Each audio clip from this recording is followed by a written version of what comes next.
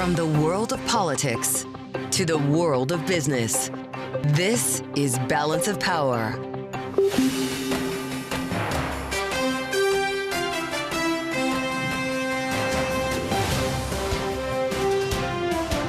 Live from Washington, D.C. From Bloomberg's Washington, D.C. studios to our TV and radio audiences worldwide, welcome to Balance of Power. Alongside Kaylee Lines, I'm Joe Matthew. The Trump administration goes all in on crypto. With President Trump, crypto finally has a champion and an ally in the White House.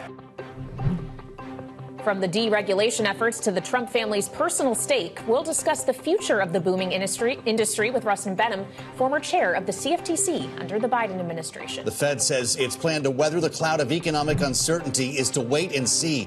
Danielle DiMartino Booth of QI Research joins us ahead for a closer look inside the cautious approach. Plus, a nuclear deal with Iran could be on the horizon as President Trump confirms he warned Israel against striking any nuclear sites while talks are underway. Well, I'd like to be honest. Yes, I did. David Hale, former U.S. ambassador to Jordan and Lebanon, joins us for his assessment on the ongoing negotiations. And Nvidia topping quarterly estimates after the bell, capping an overall tech stock rebound today, though the company is warning it may be unable to create a competitive product for China's data center market. We'll have details ahead. But we begin this evening with the latest from the White House, where today President Trump was asked if he's being a chicken when it comes to tariff threats. Here's a piece of the exchange. Oh, isn't that nice? Chicken out. I've never heard that. You mean because I reduced China from 145% that I set down to 100 and then down to another number, and because I gave the European Union a 50% tax tariff? And they called up and they said, please, let's meet right now. We have an end date of July 9th. You call that chickening out? For the latest, we turn now to Bloomberg's Catherine Lucey. So, Catherine, he was asked about the taco trade specifically, as they're now calling it. Trump always chickens out. That's right. Maybe that's what we're seeing in financial markets. But is this not kind of the playbook we have seen? He makes a threat, and then suddenly the threat is pulled back, whatever time it's frame absolutely later. The playbook we've seen. And, of course, Trump always chickens out, different than when we've seen Trump eat a taco bowl, different taco references. But, no, he has consistently pushed these tariffs, pulled them back, and the phrase, which I understand was coined by I think a Financial Times reporter, is investors basically baking that idea in, right? Trying to calibrate for the idea that he may not follow through. Mm-hmm. The big question, obviously, is when some of these deadlines come up, in the summer, will he put bigger tariffs in place? What will these deals look like? There are still, I think, a lot of questions out there that are going to lead to more volatility. But certainly he has, I think, has been going back and forth with these tariff threats. Barron's headlining this week. It's Taco Tuesday. That was yesterday. If the cat's out of the bag here, and we've been talking about this idea of the boy who cried tariff before on this program, does that mean the play doesn't work anymore? Well, certainly Trump wants the play to work. I think he's really bristling at the idea that I don't think calling Trump a chicken, he does not appreciate that. No. You saw he took great umbrage at that idea. And he likes a big threat. He likes to have a big stick. And so I think he's going to continue to probably escalate with some of these trade negotiations. The question is, does the suggestion of being a chicken amp him up a little bit more?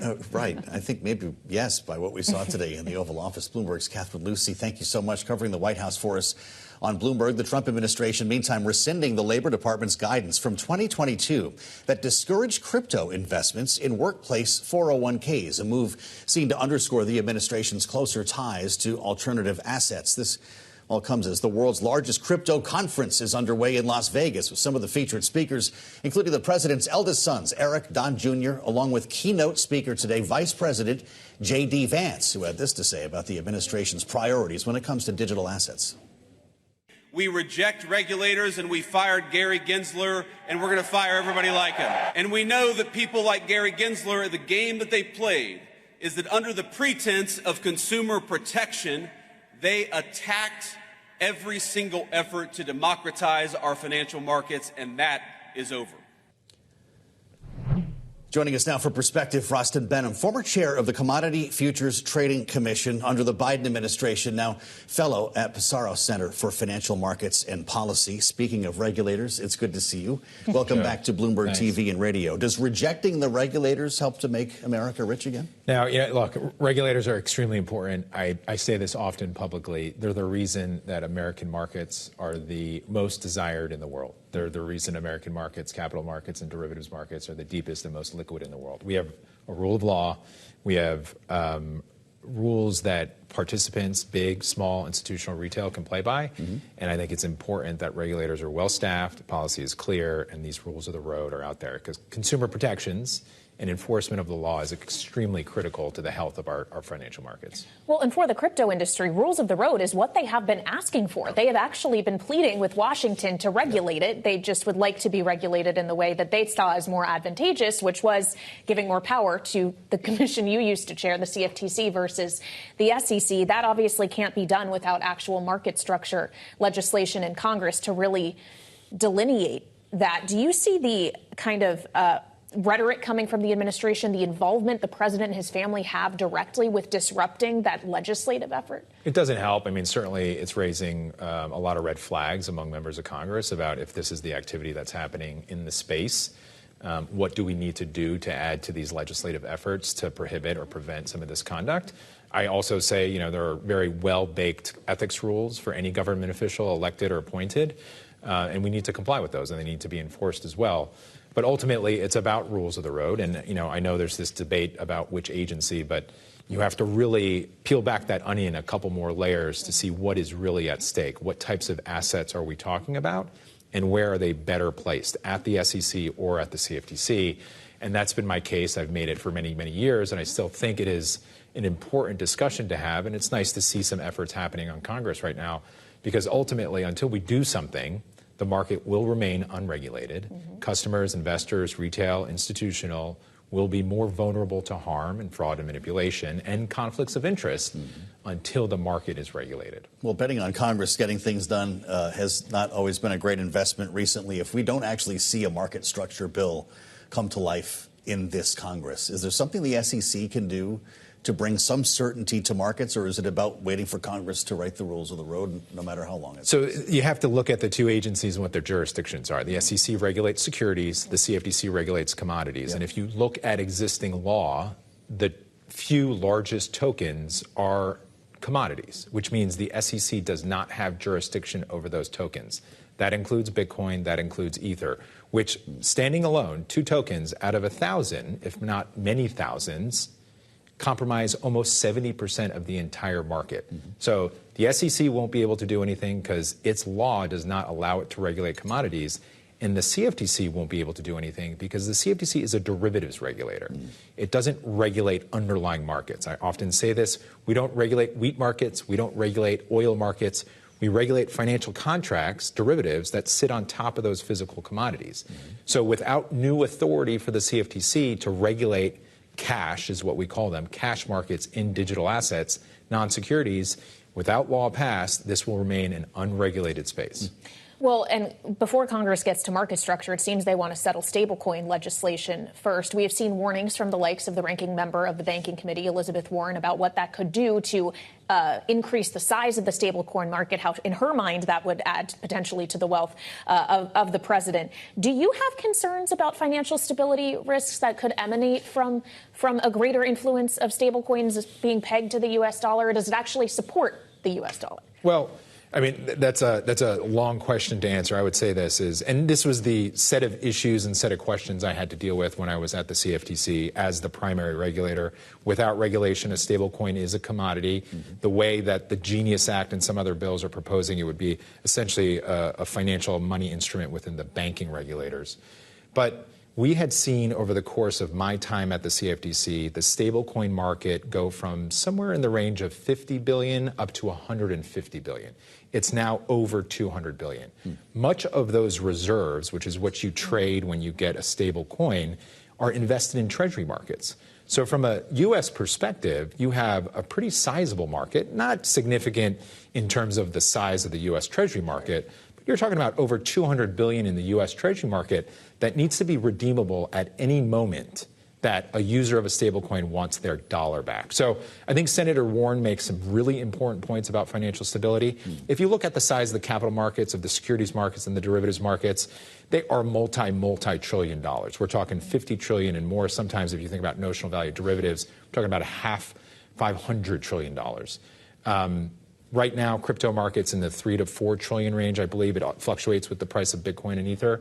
So is it an immediate financial stability risk? Probably not.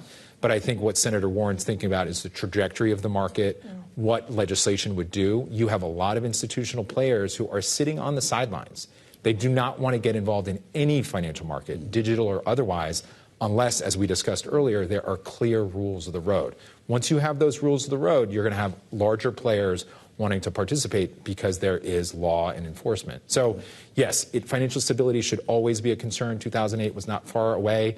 And I think it's important as Congress starts to discuss this bill, financial stability should be one component of their thought process. Well, as we think about writing these rules of the road, Kayleigh reminds us how close the Trump family and this White House, of course, is getting to the sun when it comes to crypto, and that's creating some political implications, some image issues and questions about conflict of interest. As this becomes more bipartisan, though, and you're talking to Democrats about this, what is it that convinces them to finally warm up to crypto in an environment like that? Well, look, I think it is, yes, a lot of these issues are concern, rightfully so. But ultimately, if you think about the arc and the history of Bitcoin itself as one token of many now, it goes back to 2009, and right after the financial crisis and essentially disrupting this financial system that is based on intermediaries between customers and large financial institutions.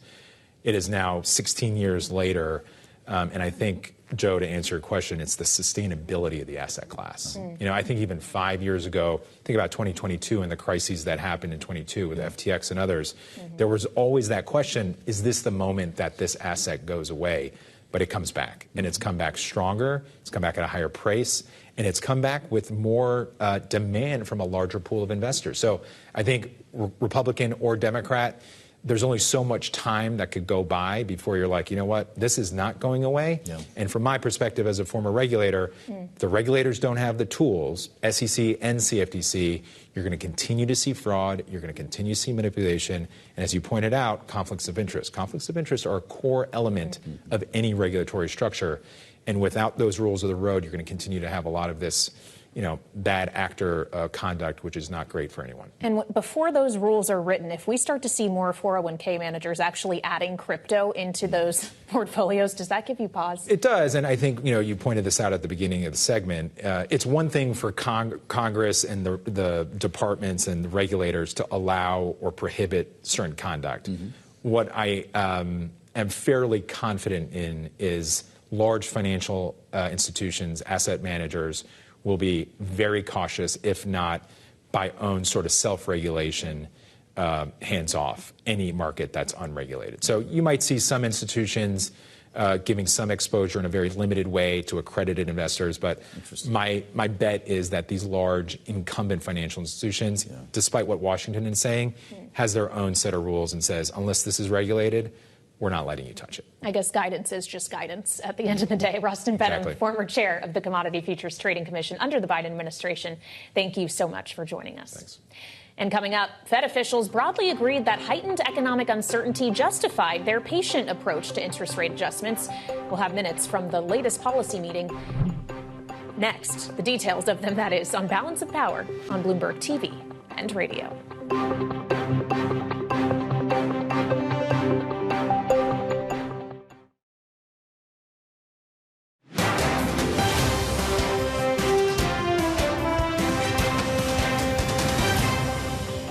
Even interest rates are down. Now, if the chairman of the Fed, Jerome, if he would lower interest rates like numerous other countries have done, it's like jet fuel. It would be great. This country will hit a point that you better go out and buy stock now. Let me tell you, this country will be like a rocket ship that goes straight up.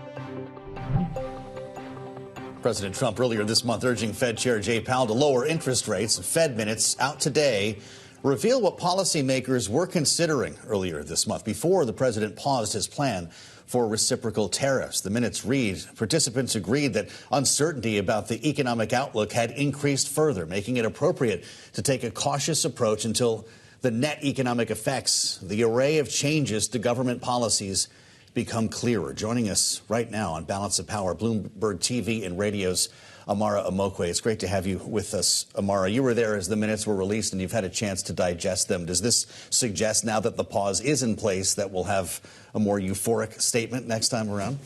I think the pause is definitely in place. You see in the minutes that Fed officials really are concerned about the risks of both higher inflation and higher employment. And they really feel like the right course of action right now is to remain on hold, to see where these tariffs shake out, to see where other policies shake out as well, because we know the Trump administration is doing a lot of things right now. And so Fed policymakers really seem committed to this idea. And one thing that was really interesting, even though the meeting was before the U.S.-China deal, the temporary deal, you really see that the Fed staff, their forecast really took on a more pessimistic view. They see higher unemployment, they see higher inflation, and they said that the risk of a recession was almost as likely as their baseline forecast. So really, you see how large tariffs are looming right now at the Fed. Well, but tariffs quickly change, as we know, and while they have seemed to influence the soft data, as we've often talked about, it's a question of when they really bleed into the hard data in a way that actually gets the Fed's attention. We have some of that hard data coming up, GDP tomorrow, PCE Friday, jobs report next Friday. Which one's going to be the most important? I think all of them, right? Because Fed officials are looking to see if any of the hard data is starting to reflect some of this tariff impact. I don't think we'll start to see any of the upcoming data really impacting that because things are so in flux, right? Companies aren't really sure what to do. Consumers aren't really sure what to do. And so I think Fed policymakers, again, are in wait-and-see mode because the hard data isn't really showing any of this quite yet. All right, Bloomberg's Amara Omeokwe, thank you so much for joining us. And for more, we turn now to Danielle DiMartino Booth, CEO and Chief Strategist at QI Research, joining us from our headquarters in New York. Danielle, when we consider a Fed that is pretty clearly signaling it's going to stay on the sidelines until further notice, what do you think is the first impetus that will move them off the bench? Well, I think, I think to the point of the minutes being a little bit more dovish than we had expected. As a former Fed insider there for almost 10 years, it's not often you read the word recession in minutes. We have to look back to the Fed's December the 16th, 2008 meeting transcripts in which Janet Yellen said we could also consider using the FOMC minutes to provide quantitative expectations, to better explain our expectations. In other words, what she said in 2008 is that they could use the minutes as any other tool in the toolbox. And a lot of the institutional clients at QI today in my Bloomberg chat room were pretty surprised at how dovish and the fact that recession is now being seen as a coin toss versus their base case. I think they use these minutes very, very decisively today. Well, Danielle, you may have also seen in your Bloomberg chat room today references to the taco trade. And if that's the case here, if Donald Trump always chickens out, that's what that means. The market's starting to get its head around this. How about the Fed in this world? If you hear a threat about tariffs, the Fed should know better at this point based on what we're all learning, shouldn't it? I would certainly think so. I mean, you obviously cannot take any threat that is delivered for its face value, because within 24 hours, with a shift in the wind, that can certainly change.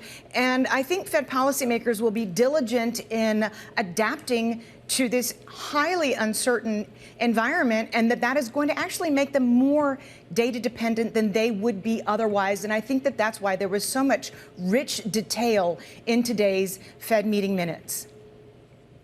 Well, so if they're going to be more data dependent than they otherwise would be, what do you expect to see reflected in the data, Danielle? We were just discussing this with Amara, that obviously everyone has paid close attention to the fluctuations we've seen in the soft data. The hard data, though, is something else entirely. When does it show up there?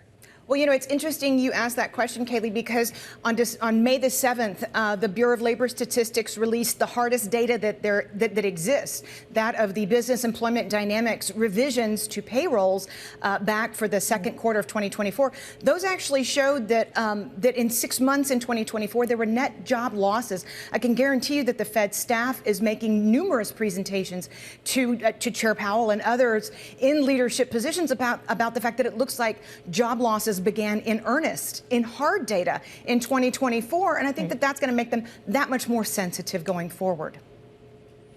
Fed today forecasting the labor market to weaken substantially. Something else we picked out of the minutes here, Danielle, with the unemployment rate rising above its natural rate this year and remaining elevated through 2027. If the reciprocal tariffs never take effect, if we stay in the pause or we get the trade deals, does that no longer happen? You know, it's really hard to say. There's been so much damage done already because companies, American firms, corporate America, the occupants of C-suites, they've been paralyzed for a very long time. And whether you're talking about small business surveys or you're talking about some of the softer surveys, CEO confidence, it really is they're all taking a hit across the board because it's very difficult to make any types of long-term decisions, capital expenditure planning in this kind of an environment that is constantly in flux. I see the risks as being as far out as Federal Reserve officials do today. Well, when we consider things that are long in duration, I do want to ask you about the bond market as well, Danielle. On the early edition of Balance of Power today, we spoke with Republican Congressman Byron Donalds, a member of the House Financial Services Committee, and this is what he said he's watching in terms of the bond market. I look at the bond market, and one thing is crystal clear. The bond market is looking at the United States, and they are saying, you better get your fiscal house in order, or we're going to charge you more to borrow money. No nation can thrive under that kind of a scenario. So we have to be serious on Capitol Hill. When you look at the bond market, Danielle, do you see it mostly being fiscal concerns that are reflected? Well, I certainly do. We just had Fannie Mae and CoreLogic monthly readings on shelter go negative for the first time since June of 2022. It's not inflation right now that is spooking the bond market. I think it is a lack of fiscal discipline and congressional malfeasance and not being able to become more disciplined and use a more fiscally conservative approach, despite the fact that this is theoretically the GOP. Well, based on what Byron Donalds just said, that's quite a DOGE taco for this market to eat, Danielle. What are the odds, then, of a recession based on what you're hearing from the White House? I truly think that the odds of a recession are very high right now. We've had 5 back-to-back months of private sector job announcements being north of 100,000. Bloomberg's Anna Wong anticipates that the unemployment rate is going to be rising by the time next Friday rolls around and we get that next payroll report.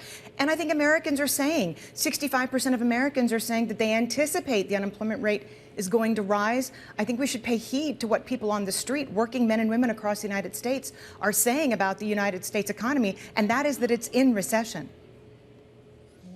Danielle, it's great to have you with us. Thank you for having me. Danielle DiMartino Booth, CEO, Chief Strategist at QI Research. We thank you so much as we keep our eyes on shares of Nvidia, a story we're going to get to as well coming up. Israel says it killed the top commander of Hamas in Gaza, confirming reports from earlier this month. We're going to discuss what that means for the region with David Hale, former U.S. ambassador to Jordan and Lebanon. But first, Nvidia is rising in after-hours trading, giving an upbeat forecast in the second quarter, despite losing $8 billion in revenue from China, specifically due to export controls. Stock is now moving higher, as you can see on Bloomberg TV, up almost 5%. We have a lot to talk about as we parse the details with Bloomberg's Ed Ludlow joining us next after the bell in the wake of Nvidia earnings. Alongside Kaylee Lyons, I'm Joe Matthew in Washington. It's all ahead on Balance of Power on Bloomberg TV and radio.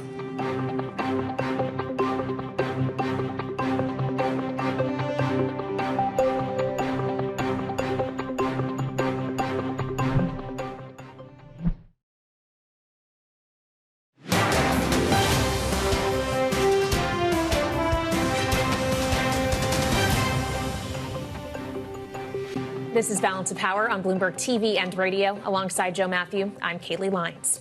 Nvidia shares are gaining post-market to the tune of nearly 5% after giving a solid revenue forecast, despite losing $8 billion in revenue from China due to export controls.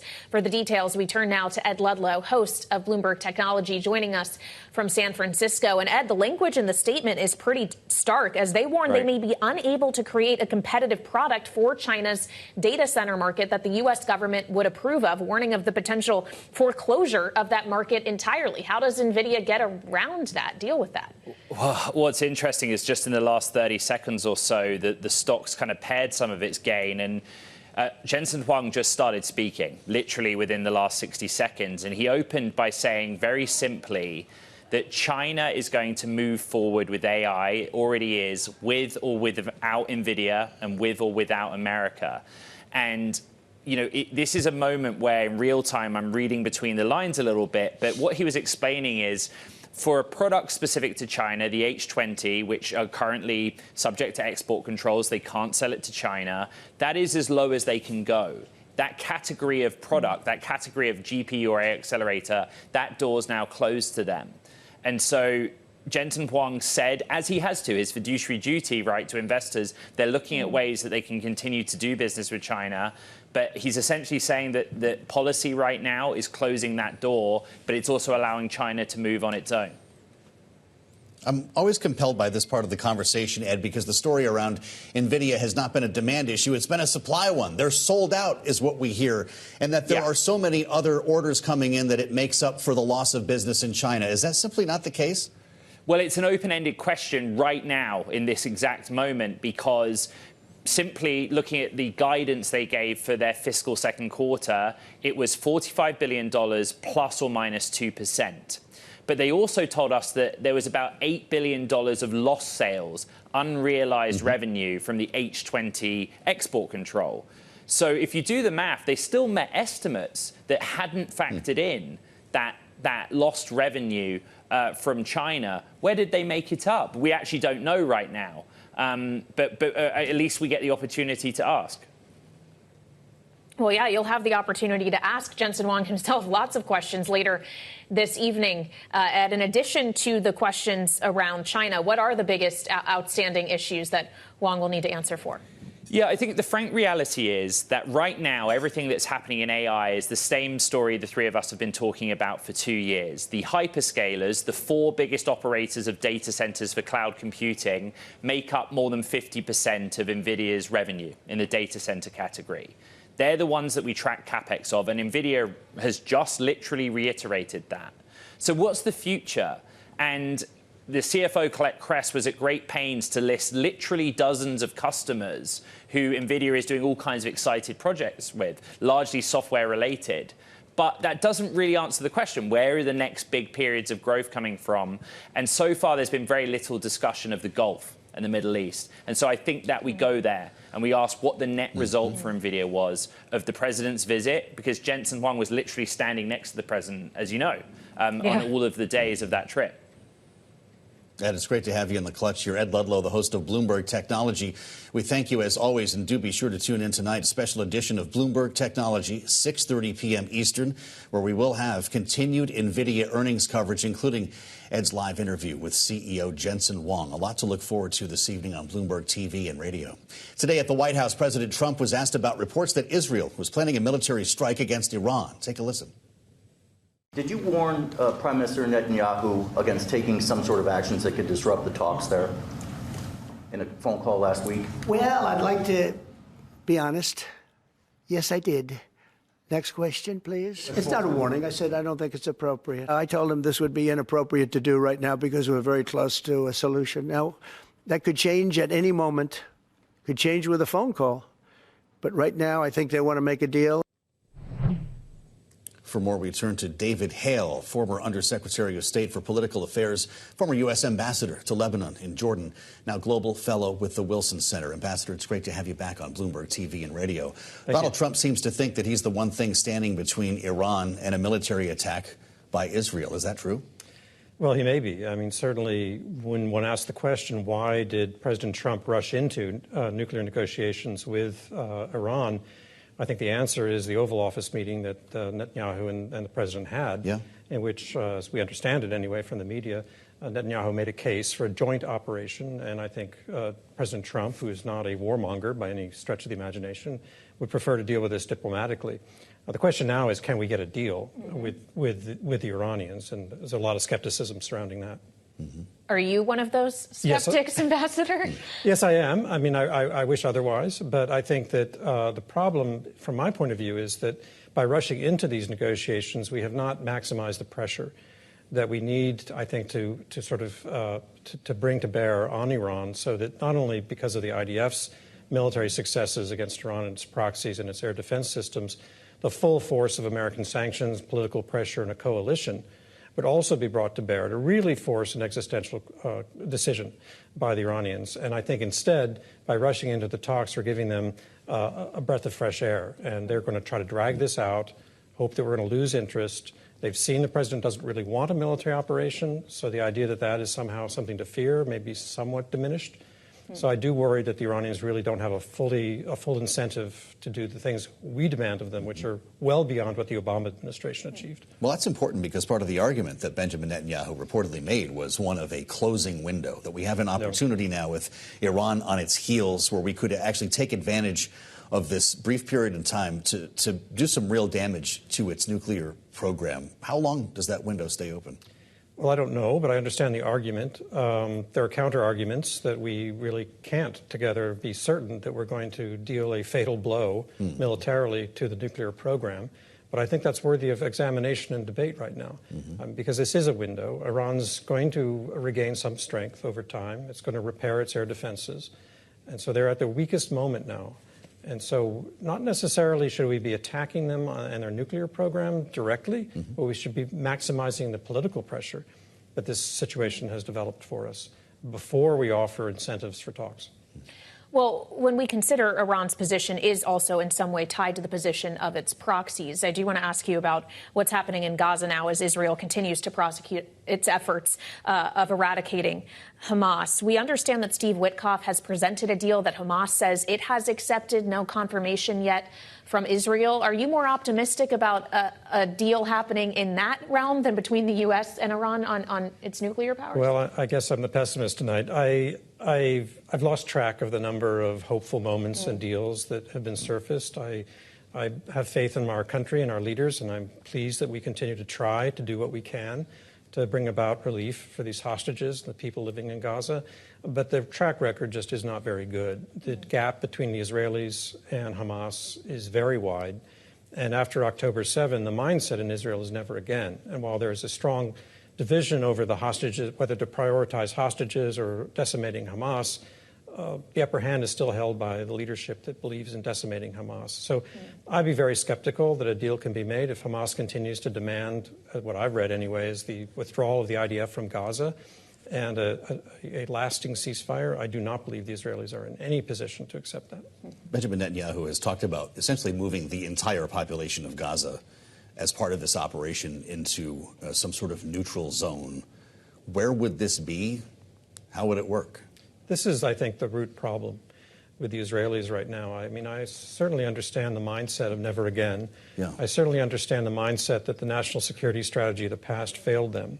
What we haven't seen, and it's very hard for any democracy to develop this, is what is their new national security strategy? What is their new thinking to deal with the new realities in Gaza?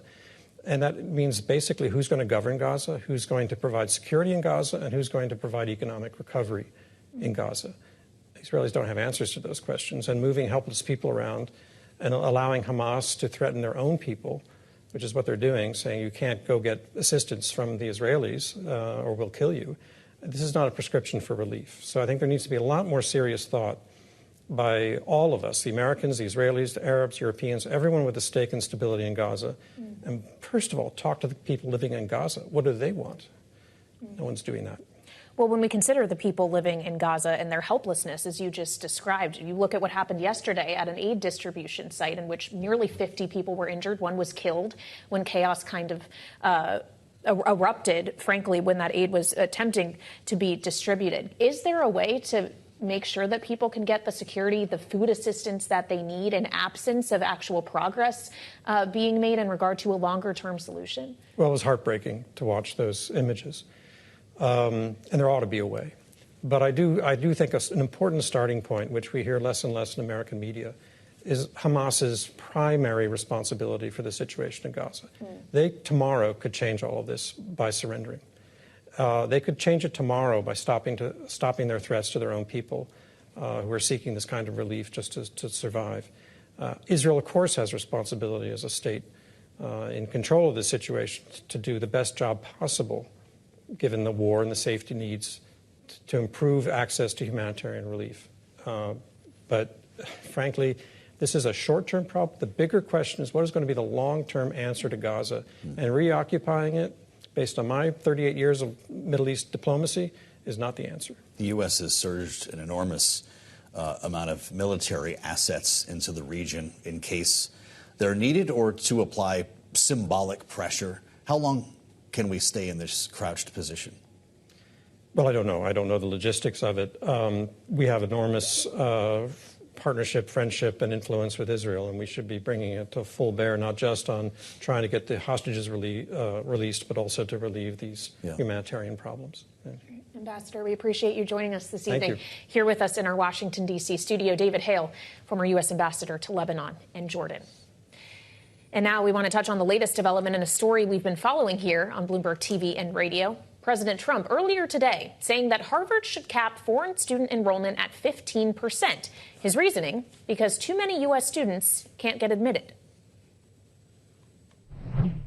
I think they should have a cap of maybe around 15%, not 31%. We have people who want to go to Harvard and other schools. They can't get in because we have foreign students there. But I want to make sure that the foreign students are people that can love our country.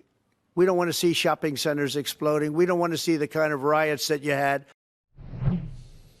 That threat is the latest escalation in the ongoing feud between the president and Harvard. A court hearing related to the enrollment of international students is scheduled for tomorrow.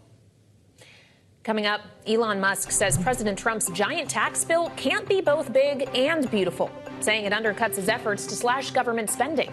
We'll discuss when we assemble our political panel next on Balance of Power on Bloomberg TV and radio.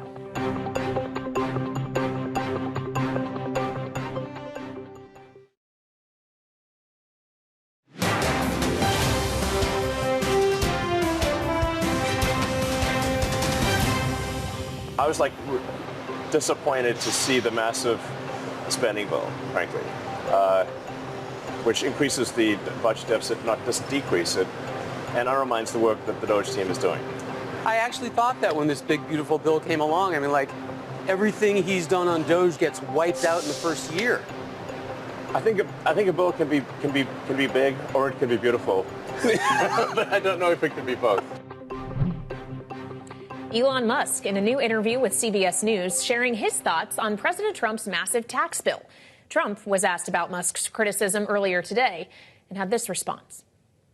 We will be negotiating that bill, and I'm not happy about certain aspects of it, but I'm thrilled by other aspects of it. That's the way they go. It's very big. It's the big, beautiful bill, but the beautiful is because of all of the things we have. The biggest thing being, I would say, the level of tax cutting that we're going to be doing. Joining us now for more on Bloomberg TV and radio is this evening's political panel. Roger Fisk, former aide to President Obama and Democratic strategist, alongside Republican strategist Lauren Tomlinson, principal at Cornerstone Public Affairs. Welcome to you both. Elon Musk, we should note, is starting to wind down his time in Washington, focus more of his attention on his businesses, SpaceX, Tesla, what have you, no longer going to be a special government employee. Are we about to see him start to be a critic of the president and his agenda instead of one of his biggest cheerleaders, Lauren? All flags are pointing towards the fact that he will remain close with this administration. It seems as though he and the president still have a really good relationship. But yeah, he's going to be out there, I think, speaking. What was interesting about that was as soon as he made those comments on CBS, Stephen Miller, the president's advisor, came out and told him that, that he was talking about, DOGE went after discretionary. The big, beautiful bill was targeting mandatory spending, two different, pillars on the stool, as you could say. And then Johnson immediately coming out and saying that he would codify some of the DOGE spending. So I think, again, it's interesting, all these different factions that are going on within the Republican Party now, especially when it comes to tax cuts and the fiscal responsibility, where even now as it's going to the Senate, beyond even Elon Musk's criticism, you've had the senators, Republican senators, this entire time saying that we needed to split this bill up into two parts, that we really needed to focus on tax cut and then have a separate bill that focused on getting our fiscal house in order. So I think that there's still going to be a lot of this inter-party squabbling about exactly how we get this done. Yeah, well, one of those senators, Rand Paul, who has indicated he is not going to support the House-passed package in the Senate, was saying Elon Musk is right. He has a point here. Did Musk just make it harder for this bill to get all the way through the process? Well, Kayleigh, thank you so much for having me, and I love being on with Lauren. I think as you hear more voices create that kind of separation between themselves and Trump, and you can look at salt state Republicans on through even members of the Freedom Caucus, that it gives license and a little bit more comfort for other people to create that same amount of distance. You would think, or you would hope, that the current administration would learn just a little bit from the previous administration, because this is very similar to where President Biden found himself with the big, beautiful bill. And now we've got the Build Back Better. I got all my B's. All the B's. All my B's messed up. And look what happened when they split it up, is it actually got Republican votes. So to Lauren's point, it could actually, all the parts of it could move forward arguably more effectively if it was split up, because when it starts to be too big and encapsulate too much, that is where you end up with both the impact on the debt and disappointing things like frontline Republicans in the SALT states who need to have some room to deal with competitive races next fall. Well, when we consider the debt, Lauren, to the point you were making about what the speaker said in response to Elon Musk today, he's like, don't worry, we'll get to that. We're going to approve whatever rescissions the White House sends us. And we got reporting today the White House is getting ready to send a rescissions package, mostly focused on NPR PBS, to the tune of roughly $9 billion. That barely makes a debt. Yeah, I mean, again, it kind of goes to this idea that they're kind of taking a very piecemeal approach to this. And I don't think that we'll see the full picture of what the Trump administration is trying to do until the end of the term, because the discretionary spending, the mandatory spending, reforming entitlements, which is a huge part of it, whatever they end up doing as far as the rescissions package, they're taking small bites at this huge apple. And so to your point, what DOGE was able to accomplish and what they're looking to codify into law is not going to be big enough to accomplish everything that they want as far as putting our fiscal house back in order and putting us on a path to success. But I do think that what they are trying to do, the tariffs in theory play into this, right? Like what they're trying to do as far as raising revenue through tariffs, and what they're trying to do as far as raising revenue by unleashing American industry, unleashing American energy production, all of these types of things, the reshoring and the tax benefits that'll come from that. Again, all of these multitude of pieces that it doesn't message well. But if they all come into place by the end of his term, it will be a successful economic package. Well, the end of Trump's term may be years away. The end of Elon Musk's period as a special government employee leading this DOGE effort, as we mentioned, is really kind of the end of this week. And when Lauren is talking about small bites of the apple here, he was promising big bites initially, Roger. He was going to cut $2 trillion. We end up with what? Maybe $150 billion? What grade does he get on his report card for this effort? The whole federal workforce, I think, is $250 billion. So even if he just demolished all the federal employees, I think he was probably urged on by conversations with the president and some of the president's advisors to come out with a very flashy, big picture kind of headline grabbing number. But unfortunately, I think there's unconstitutional elements around this idea that the executive branch gets this kind of make-believe do-over after Congress has appropriated money, because if you take that same tool where the executive branch can come back in and chop away at a congressionally approved budget, what happens then when a President Ocasio-Cortez comes back through a congressionally approved budget and says, I'm going to cut off 8 or 10 military installations that are in red states? And they'll be able to point, and I'm not advocating that, but the structure, the framework of what's being put in place here, this idea that the executive branch gets to come around after a congressionally approved budget and essentially still play in the policy sandbox, I think is very dangerous. Well, I would love to go down the 2028 rabbit hole that you almost led us to there with that AOC comment. But I do also want to talk about something else making headlines today, and that is talk of the taco trade. Taco standing for Trump always chickens out, something that he was asked about in the Oval Office earlier today. Oh, isn't that nice? Chicken out. I've never heard that. You mean because I reduced China from 145% that I set down to 100 and then down to another number, and because I gave the European Union a 50% tax tariff, and they called up and they said, please, let's meet right now. We have an end date of July 9th. You call that chickening out? Do you call that chickening out, Lauren? Personally, I wish that we could just put out a number and stick with it. But I understand Trump's goal of art of the deal, creating leverage, putting out a big number, walking it back, creating negotiating room. I mean, if you followed Trump for a while, this is classic Trump. I'm sure he was very upset by those acronyms and what people are saying. But what people are seeking, and I think the markets are right on this, they are seeking clarity on how they should price this in. How do you price in these negotiations? Where do we actually end up on a lot of this stuff? And so I think it's hard to price in Trump's personality, but I think what we're watching, and this is what he was offended by, is like, guys, I'm negotiating. This is what it's going to be for, the foreseeable future. Well, but if it's a negotiation, the other side of that negotiation has to believe what you're threatening, Roger. And if the market doesn't believe it, why should anyone we're trying to negotiate a trade deal with? I'm envisioning some executive order about tacos coming out in the next day or two, and I don't know what that really means. But Taco Tuesday now banned. It's odd nice to me. It's odd to me that someone look at his posts from this weekend that are just Vesuvian in their capacity for insulting Americans, or Bruce Springsteen, or Taylor Swift, or any number of other people, is apparently entirely taken aback by the idea that anyone would say anything nasty about him. And to me, it really proves one of the points that has been borne out by hundreds of data points at this point over both administrations, which there is no fixed Trump policy. There's a Trump attitude. He knows very much about what he's against, and he's very good at putting together the spectacles about what he's against. But there's not a full, robust policy picture about what he's for. Because to Lauren's point about trade policy, you would think then he would turn around and also talk about, working with community colleges to teach people to code, or about robotics, or about AI. But he's not doing that. When we talk about fentanyl, he never talks about ports. He's obsessed with the borders.